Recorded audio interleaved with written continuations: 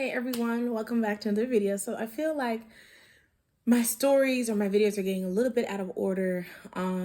As far as my horse journey goes, I went, I think the last update I gave was I went to see the barn. I loved it. She had two horses available for lease. I automatically was drawn to the Percheron Quarter mix. I love the bigger breeds.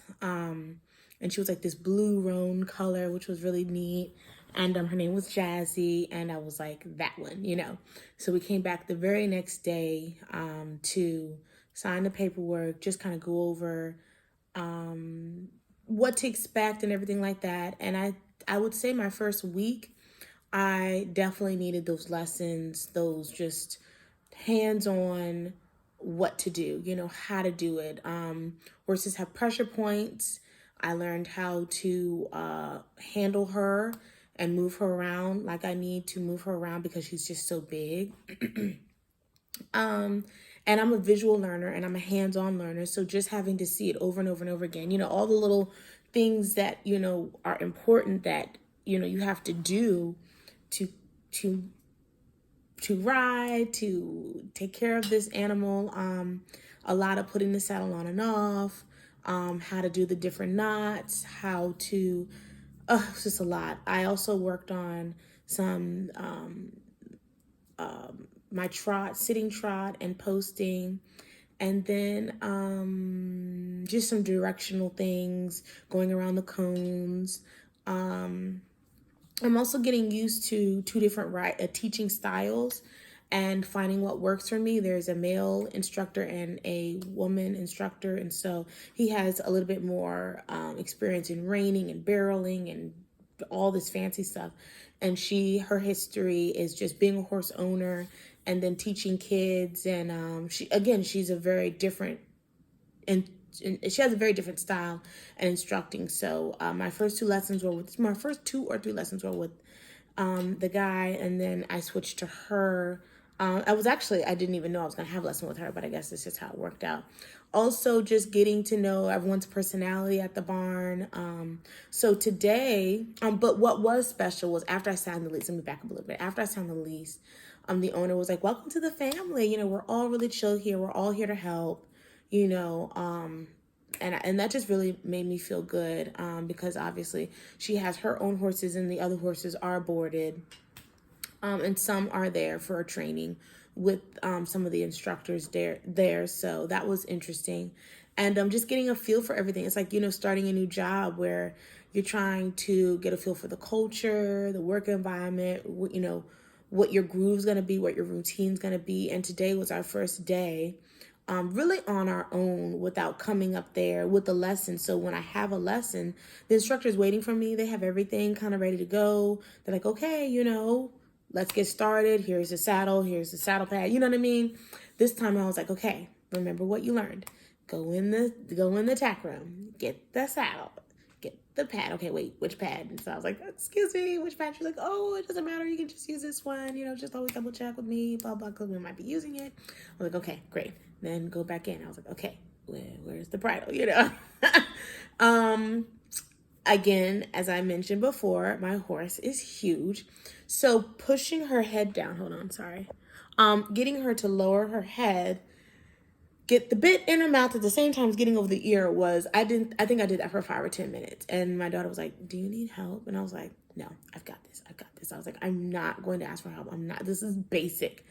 And what I was doing wrong was not controlling her enough for her to lower her head and keep her head down for me to do it all. At one point I had the reins twisted. I was like, okay, just start over. Then I think because someone else had used it, it was too short for her face. And they had these like belt buckle type things. And again, my terminology is terrible because I'm so new at this, but the adjustment buckles on the side, I had to make those a little longer. And so finally the owner comes over and she was like, there's a pressure point here. If you put your hand and pinch her kind of on either, not pinch her, but just kind of handle her over both sides of her mane, she'll bring her head down. And she did just that. She was looking at me like, and I was like, I'm talking about the horse. I was like, okay, because we're still getting to know each other, and I know that respect and trust and the bond has to be built. And also too, what I noticed is that the instructor, she just bent her ear, like her, like I'm trying to like, okay, perfectly loop it over her ear, and she just bends it, like, and I was like, wow. She's like, oh yeah, get her ears in there, like that's the second most important thing. Once you get it in her mouth good, just get it over her ear. You're not gonna hurt her. She's fine. And I was like, I think that's what my issue was. I was like, okay, just do the damn thing, and stop being so timid.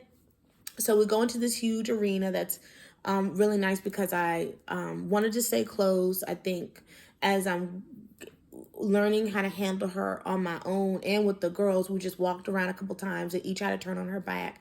And then I got on and just walked, practiced stopping, backing up, making my circles, going around. And it was going great. She stayed really calm while they were training and practicing other fancy things in the middle. There's plenty of space in there.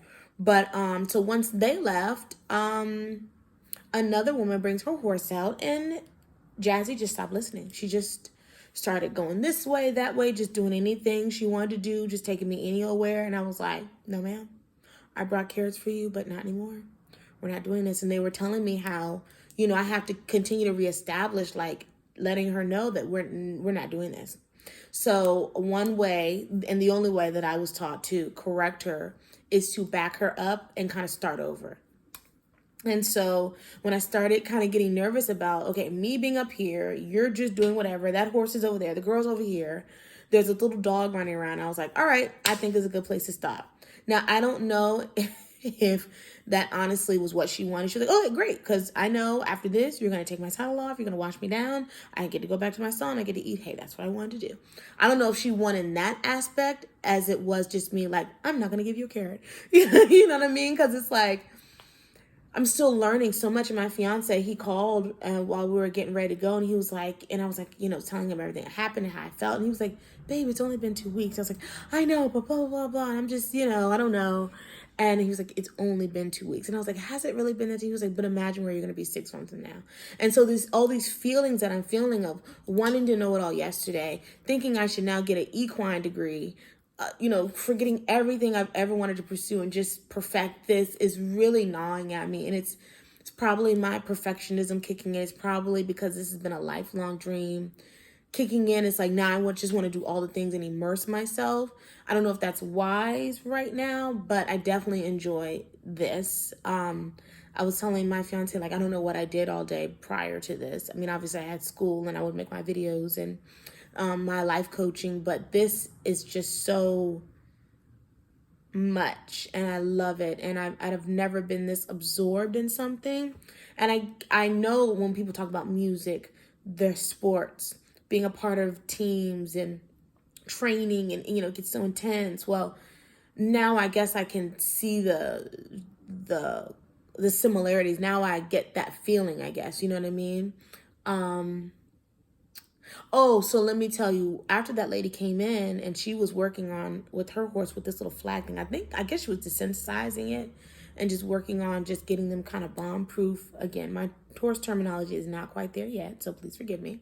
But I felt like I had to go back in and just say, I did not leave when you came into the arena because you came. I left because I'm very new at riding. My horse started getting antsy, and I just kind of panicked, and I said, we've worked long enough. This is a great stopping point. Give you your space, and just so I can be safe. She was like, no, I get it, absolutely. And I really appreciate her understanding that I just didn't leave like, you're in my space kind of thing. I was like, that, please, like, and I'm so glad that she received my explanation and everything like that. And we introduced ourselves, and that was nice. And then I forgot to put my bridle back, so I left, and I came all the way back. And the owner was like, "No, you don't have to. You didn't have to come all the way back for that. But just a tip for next time, don't fold your leather like this because it has memory and it'll get bent out of shape. Just always hang it like this." And I was like, again, just another horsey thing. Like, how would I have known that? And she was like, it's okay. Like, I want you to know that with horses, you're always learning. We're still always learning. And I said, do you mind if I ask, like, did you study, equine? And she's like, no, I have a law degree. I've just been doing this my whole life. And that set in because it's like, wow, like I really admire people that could do this from the jump, have parents or mentors, or that resource right there. So that's all you grow up doing it and become second nature. All the little things, horses personalities, their behaviors, how to get them to pick their hooves up, what is like their body language, and when they're acting up, when they're being disrespectful, like when they're bonding with you, when they've had too much, when you've had too much, all these things are just so interesting to me. And so that's kind of where I'm at with my journey. I guess I don't have, that's and to anyone out there that's thinking about getting into this world, I guess I would also encourage someone to be like, don't feel like everyone else around you is a pro and you're not, because that's not true. Don't feel like, you can't ask for help, because that's not true. Don't feel like you're alone or you don't have a right to be there, because that's not true. Finding a barn or facility or a group that obviously is helpful, they're encouraging. Oh my God, I can't stress that enough. That